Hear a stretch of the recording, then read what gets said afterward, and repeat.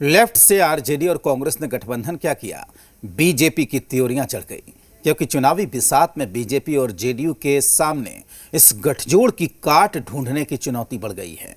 तो इसके काट के लिए बीजेपी ने उग्र वामपंथ का शिगुफा छोड़ा। आरोप लगाया कि आरजेडी के सहारे सीपीआई माले उग्र वामपंथ का पैर पसारने की कोशिश कर रही है। सवाल ये उठता है कि अगर कश्मीरी आतंकी का पैंतरा नहीं चला तो क्या उग्र वामपंथ का शिगुफा छोड़कर बीजेपी वैतरणी पार करना चाहती है? पहले कश्मीरी आतंक का शिगुफा छेड़ा, कश्मीर से जिस आतंकवादी को हम सफाया कर रहे हो आकर बिहार की धरती पर पनाह ले लेगा। फिर अनुच्छेद 370 के मुद्दे को दी हवा।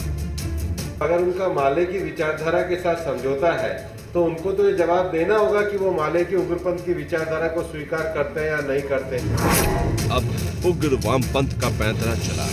क्या वजह है कि ठीक बिहार के चुनाव के वक्त में गुपकार कॉन्फ्रेंस हो रही, ये कहा जा रहा है कि 370 को वापस लाना चाहिए। ये बीजेपी का स्टाइल है। उन मुद्दों को हवा देने की कोशिश की जा रही है जो मुद्दे बनते नहीं, बनाए जाते हैं। बिहार की राजनीति में कश्मीर के आतंकी का कोई लेना देना नहीं है, लेकिन बीजेपी ने उसे हवा दी। अब उग्र वामपंथ का शिगुफा छेड़ा गया है। निशाने पर सीपीआईएमएल है।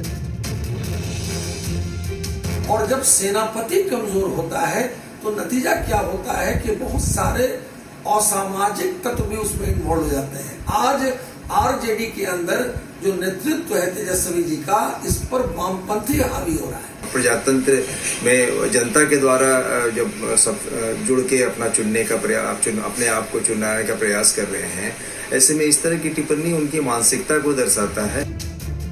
बीजेपी कह रही है कि लेफ्ट अगर सत्ता में आती है तो क्लास स्ट्रगल बढ़ेगा।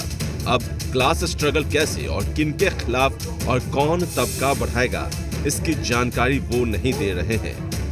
लेकिन जेडीयू जरूर बीजेपी के दावे के साथ खड़ी नजर आ रही है।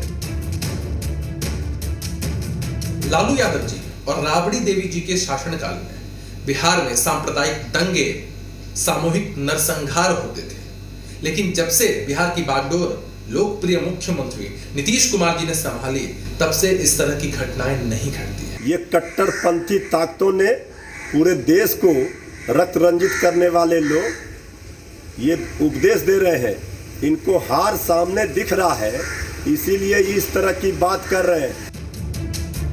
दरअसल महागठबंधन जमीन पर रोजगार और स्वास्थ्य शिक्षा के मुद्दों पर राजनीति कर रहा है। सवाल सत्ता पक्ष से पूछा जा रहा है, लेकिन सत्ताधारी मुद्दों से अलग हटकर नए मुद्दों को गढ़ने की कोशिश में जुटा है, जिसे जनता भी बखूबी समझ रही है। जिस तरह से कश्मीरी आतंकी का मुद्दा गायब हुआ, उसी तरह से जनता उग्र वामपंथ के मुद्दों पर भी जवाब देगी। आशुतोष चंद्रा, जी मीडिया, पटना।